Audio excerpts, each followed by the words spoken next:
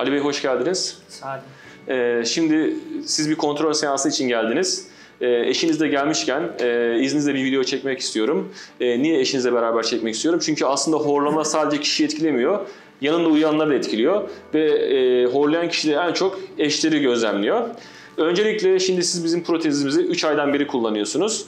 3 ay öncesine gittiğimizde, yani buraya gelmeden önce öncelikle sizin ne gibi sıkıntılarınız vardı, neler hissediyorsunuz bunu dinleyeceğim. Daha sonra bir eş olarak size soracağım. Evet, önce siz dinliyoruz. 3 ay evvel buraya gelmeden evvel horlamalarım olduğundan şikayet ediyorlardı. Genellikle horlayan kişiler pek horlamasını duymaz ama arada bir çok uyanma noktasında ben de hissedebiliyordum. İşte aşağıdan komşu rahatsız oluyordu, Evet, bazen. alt katta komşu bile şey yapıyor diyorsunuz. Komşu bile tak tak vuruyor. Evimiz dubleks olduğu halde ben üstte yatsam aşağıda eşim ve oğlum rahatsız oluyordu. Ve tabii nefesimin durduğundan da şikayet ediyorlardı. Ben anlamadığım için sadece göğsümün yarısına kadar gecede 2 defa değiştiriyordum. Terliyordu. Hem yastıklar hem yataklar. Uyku apneniz de var mıydı? Tıkanıyor muydunuz mesela bu? Söylüyorlardı evet. Evet. Ben farkında değilim ama nefesimin durduğu, nefes almadığım bir müddet geçti. Geçtikten sonra derin bir nefes çektiğimi söylüyorlardı. Evet. Tabii Siz yorgun kalkıyordum. yorgun kalkıyordunuz. Evet. Tamam. Peki siz neler gözlemliyordunuz ya da siz nasıl bu hastalıktan etkileniyordunuz?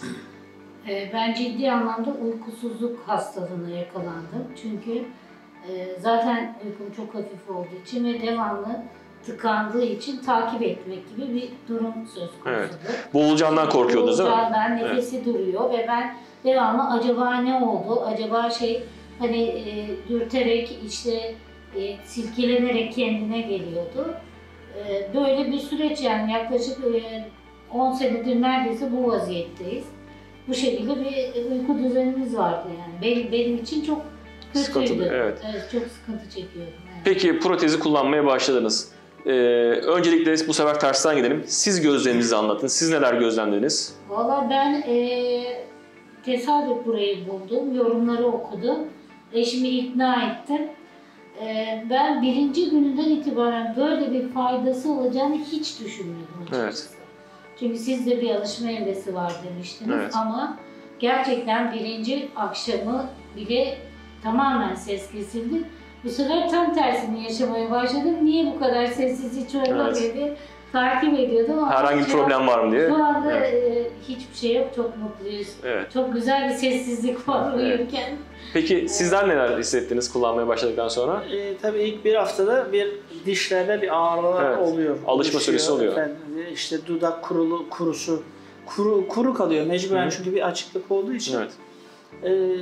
Bir ara oğlum geldi, baba uyuyor musun diye. Bırak dedim, uyuyorum niye kaldırıyorsun?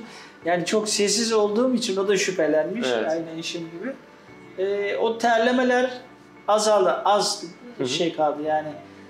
Kendi doğası gereği vücudumu sarındığım için yorganlara o ter yapıyor ama o fazla terler gitti ve şimdi kaçta yatarsam yatayım sabah 6'da kalkıyorum. Peki dinç mi kalkıyorsunuz? Hiç kalkıyorum. Yani niye kalktın diyorlar. Uyku bitiyor. Evet. Ondan evvel çünkü gecede 3 defa 4 defa kesin kalkıyorum.